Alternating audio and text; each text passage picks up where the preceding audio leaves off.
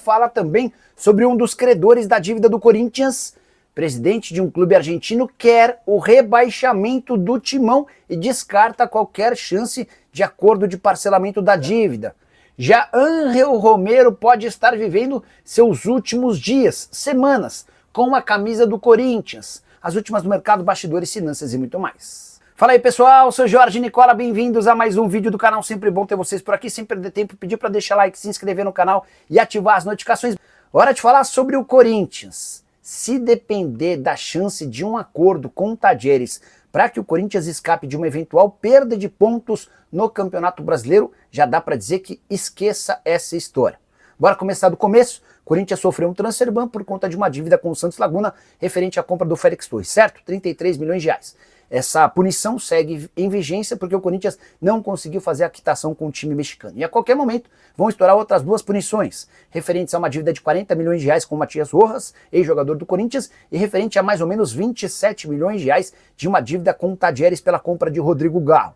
Os dois casos já foram julgados pela Corte Arbitral do Esporte, resta apenas que essa corte se pronuncie, confirmando as punições, e aí vai caber à FIFA decidir se impõe outros dois transfer bans ou se começa a tirar pontos do Corinthians. O Cruzeiro em 2020 chegou a perder 6 pontos. Pois bem, Andreas Fassi, presidente do Tadieres, foi perguntado pelo pessoal do UOL sobre a possibilidade de um acordo com o Corinthians, caso o Timão procure o Tadieres, para evitar a perda de pontos e sugira um pagamento parcelado. Existe chance desse acordo?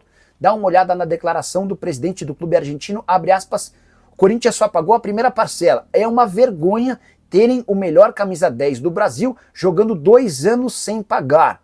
Tem que ser como na Itália. O espertinho que precisa ser rebaixado para a segunda ou terceira divisão, afirmou o presidente do Tadieres, que continuou assegurando que não há nenhuma chance de acordo. Ele fala, abre aspas, não há negociação de nenhum tipo sobre parcelamento.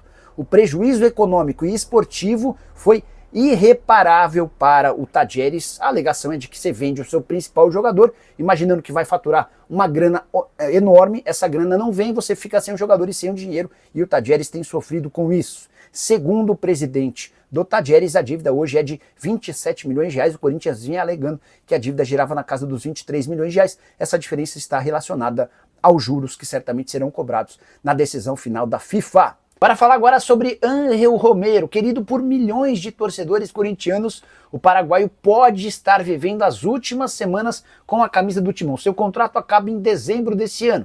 E se Osmar Stabile, o atual presidente, for eleito na votação marcada para a próxima segunda-feira, que vai definir um novo presidente para o mandato tampão até dezembro de 2026, dá para garantir que Ángel Romero não deve ficar para 2026. Só para lembrar, o presidente atual e seu grupo entendem que o Romero tem um custo-benefício extremamente ruim. É alguém que ganha na casa dos 800 mil reais por mês entre salários, direitos de imagem e luvas. E que dentro de campo tem contribuído cada vez menos.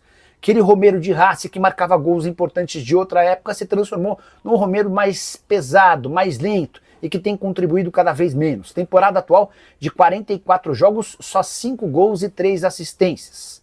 A chance de o Romero é um outro vencedor na eleição marcada para segunda-feira. Antônio Roque Cittadini e André Castro são concorrentes, mas em especial de uma mudança de técnico e a chegada de alguém que se encante pelo Romero, porque o Dorival Júnior não morre de amores pelo paraguaio e dá para dizer que o Cittadini, que é outro candidato real à vitória na próxima segunda-feira, também não vê o Romero como a salvação da lavoura, a menos que uma enorme reviravolta aconteça e o Romero desembeste a fazer gols e se torne extremamente importante na reta final dessa temporada, e a gente deve estar assistindo aos últimos episódios de uma passagem ou de algumas passagens marcantes do jogador paraguaio pelo Timão.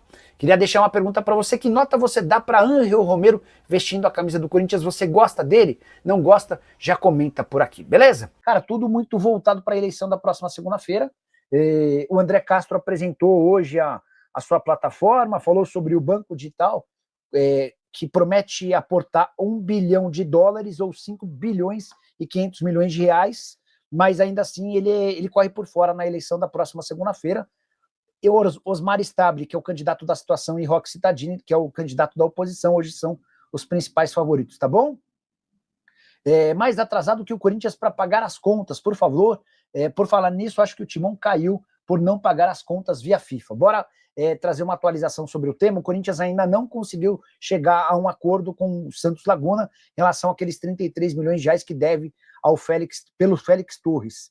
E a novidade vem agora, o presidente do Tajeres, clube que vendeu o Rodrigo Garro para o Corinthians, deu uma entrevista ao UOL detonando o Corinthians. O André Suassi afirmou o seguinte, abre aspas, eles só pagaram a primeira parcela. É uma vergonha terem o melhor 10 do Brasil jogando 2 anos sem pagá-lo. Tem que ser como na Itália, em que o espertinho precisa cair para a segunda ou terceira divisão. E aí o presidente completa, não há negociação de nenhum tipo sobre parcelamento com o Corinthians. O prejuízo econômico e esportivo foi irreparável para o Tajeres. E aí só uma última observação, o Corinthians vinha afirmando que a dívida que ele tem com o Tajeres pelo Rodrigo Garro é de 23 milhões de reais. O pessoal do Tajeres já fez a atualização desse valor e assegura que tem a receber 27 milhões de reais. Vai pedindo novidades no Corinthians. Deixa eu contar uma sobre Romero. Muita gente cravando que o Romero está fora do Corinthians, fica só até dezembro, quando acaba o contrato. Essa é a tendência, tá? Mas vale a lembrança de que tem uma eleição na segunda-feira. E vale a lembrança também de que o técnico atual balança demais. O Dorival Júnior pode cair a qualquer momento. Então, vai depender dos acontecimentos. Se a coisa continuar do jeito que está, se o Stabile vencer a eleição da próxima segunda-feira, o Stabile é o atual presidente, a chance de o Romero ficar para o ano que vem é muito pequena. Avaliação de que o custo-benefício dele é péssimo, o cara ganha 800 mil reais por mês. Mas no futebol tudo pode mudar, né? E aí, só para completar, Fabinho Soldado deve estar vivendo seus últimos dias como executivo de futebol do Corinthians. Seja quem vencer na segunda-feira, o Stabile, o Roque Cittadini ou o André Castro, a avaliação é de que, de todos esses, é de que o Fabinho é um cara muito ligado ao Augusto Melo, presidente que sofreu impeachment. O Rodrigo Marcondes quer saber que banco é esse que o André Castro falou, que tem aporte financeiro maior que a Crefisa. Pois é, esse banco é um banco relativamente novo no Brasil e, segundo o André Castro, tem capacidade de investir, aportar 5 bilhões e meio de reais. Só para vocês entenderem, não é que essa grana vai ser colocada para reforços. Essa grana seria utilizada com name rights do estádio, com name rights do centro de treinamento e com patrocínio na camisa. Eu acho que quem compra os name rights do estádio, não sei se tem lógica comprar também os name rights do CT. Porque, não sei até que ponto isso é válido, mas enfim. Boa noite, Nicola, você também acha que como só tem um ano agora para a próxima eleição, não era o certo tentar no André Castro, por proposta, ele seria o provável salvador, caso não seja, ano que vem vaza. Lucas, eu confesso que eu não me empolgo com nenhum dos 3 nomes, tá? Sendo bem sincero com você. Eu acho que a eleição é menos ruim do que do que a última, em que você tinha de um lado o André Negão e do outro o Augusto Melo. Cara, eu olhava para o Augusto Melo e via alguém muito pouco preparado. Eu não imaginava que ele fosse ser esse desastre com acusações policiais, com investigação policial, né? Com indiciamento policial, né? Com julgamento. O cara foi indiciado por lavagem de dinheiro, formação de quadrilha, associação criminosa e furto qualificado. Eu não imaginava que esse seria o destino. Mas ele e André Negão, para mim, eram candidatos bem ruins, né? Agora não dá para dizer que são os melhores candidatos do mundo, mas enfim, acho que é uma pequena evolução nesse processo. Tenho muita dúvida sobre o que opinar ou como opinar. Até para não parecer que eu estou fazendo campanha para ninguém, não tenho nenhuma intenção de fazer campanha, tá?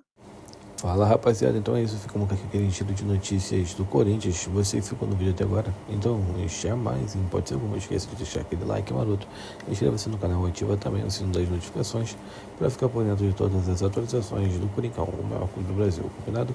Nessa sexta-feira, para você ficar super antenado sobre todas as informações do Corinthians, deixa aqui o seu like, as suas informações serão bem muito apreciadas. Até o próximo vídeo, tchau, fui.